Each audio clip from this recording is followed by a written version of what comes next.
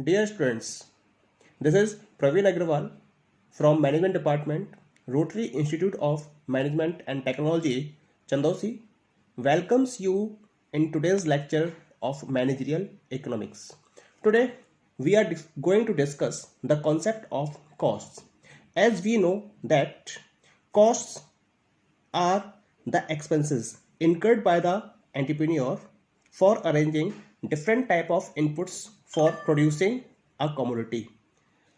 As we know that physical inputs or resources are important for enhancing the production, and the entrepreneur has to purchase these particular factors for the purpose of producing a commodity.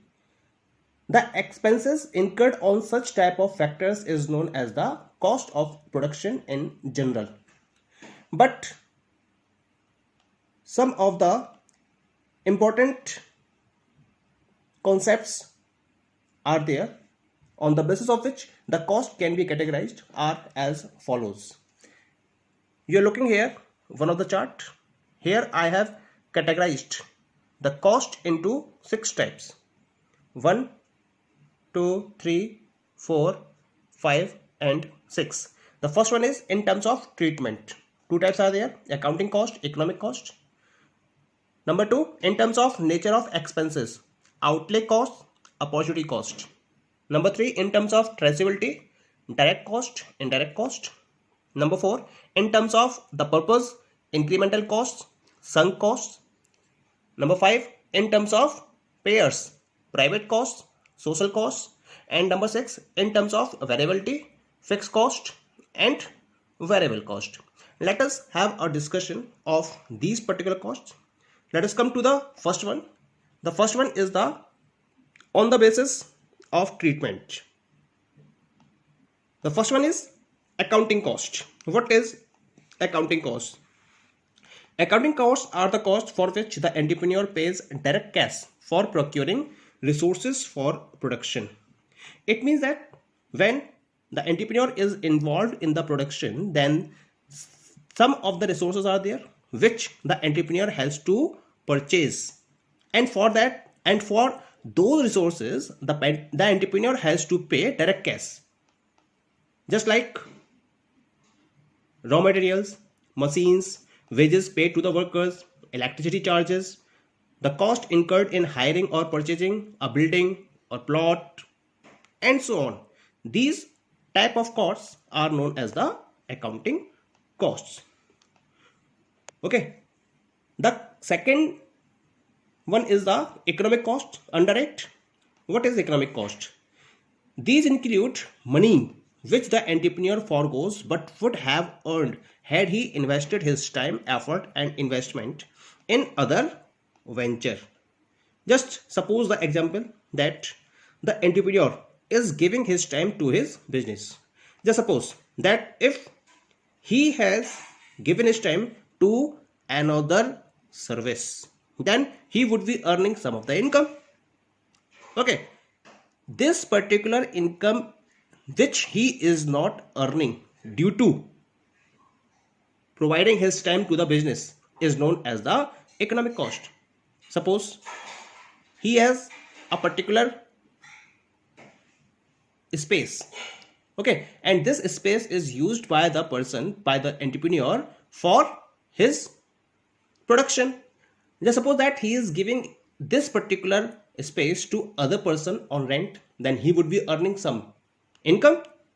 Then this particular income is counted as the economic cost. It means that the income or the money which the entrepreneur has to forgone, that can be earned but he is not going to earn. Okay, it is known as the economic cost. Now come to the second,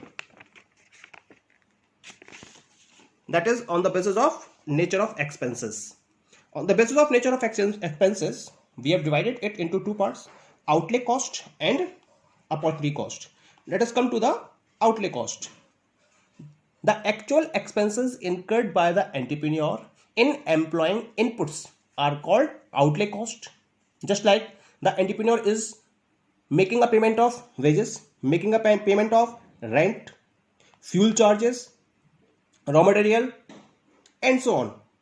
So we have to treat such type of expenses as the general expenses for the business. It means general expenses incurred by the entrepreneur for business are counted among outlay costs. The next category is opportunity cost. Opportunity cost are incomes from the next best alternative that is foregone when the entrepreneur makes certain choices. It means that, just suppose that an entrepreneur has different alternatives. Just suppose a businessman can invest his money in three projects, A, B, and C. A gives 10% return, B gives 8% return, and C gives 6% returns. The entrepreneur selects project A. Then the cost of not selecting the project B, that is 8% return, is the opportunity cost for the entrepreneur. Okay. In the third category, we have in terms of traceability, the cost which can be traced. Either it will be direct cost or it will be indirect cost. The cost which can be traced directly is known as the direct cost. That's why it is also known as the traceable cost.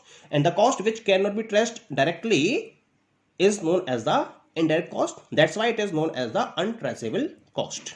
Let's come to direct cost. Direct costs are related to a specific process or product. They are also called traceable as we can directly trace them to a particular product, activity, or process. Means, suppose the cost of production that can be traced directly with the on a particular commodity. Okay, so this is related to a process, cost of manufacturing. So it is direct cost. And indirect cost, those which do not directly relate to a specific activity or component of the business, just like electricity charges. These are not the specific charges, these are the general charges. Taxes payable on income. Okay, so we cannot directly trace these expenses on a particular or specific activity or component. That's why they are known as the indirect cost. Okay, the next category is in terms of the purpose. Purpose wise, two types are there: incremental cost and sunk cost. What is incremental cost? Because when business is going on, then there is a need to upgrade the business at a regular period of interval. When such type of costs are incurred for upgrading the business activity, then these are known as the incremental cost. For example, the entrepreneur want to change the product line, then it has to invest some of the expenses. If entrepreneur want to add new customers, want to upgrade the machinery, then the entrepreneur has to invest some of the money.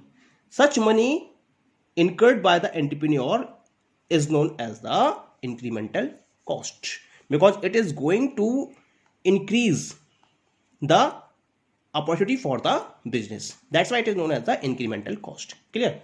The next one is the sunk cost. Sunk cost, these are the costs which has already been incurred by the entrepreneur, and these costs cannot be recovered by the entrepreneur again. Just example, when the business was started by the entrepreneur, then money was incurred on acquiring the machinery, money was spent on advertising, money was spent on purchasing a land, and so on. Expenses was incurred. These expenses are counted in sunk cost. Okay, now come to the next category. This is on the basis of the payers. On the basis of the payers, the cost can be of two types: either private cost or social cost. Private cost, these costs are incurred by the business in furtherance of its own objectives. Entrepreneurs spend them for their own private and business interest.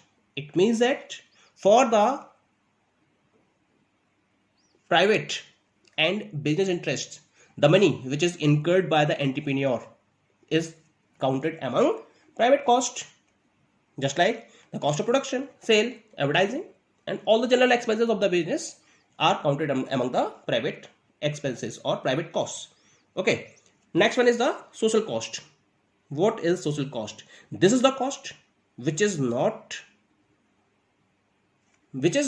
beared by the entrepreneur.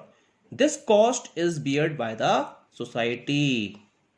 It is the society that bears social costs for private interest and expenses of the business.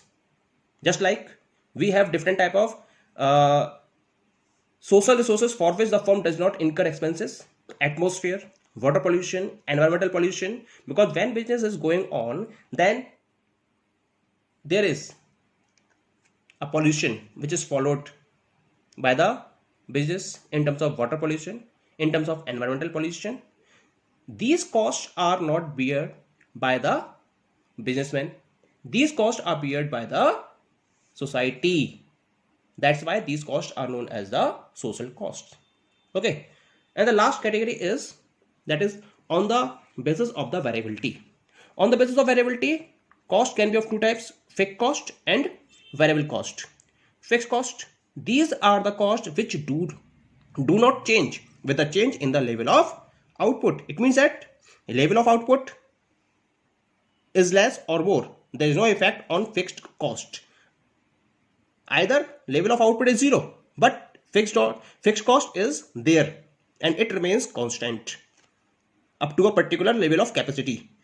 The business incurs them regardless of their level of production. For example, rent, taxes, machinery and equipments, interest on a loan.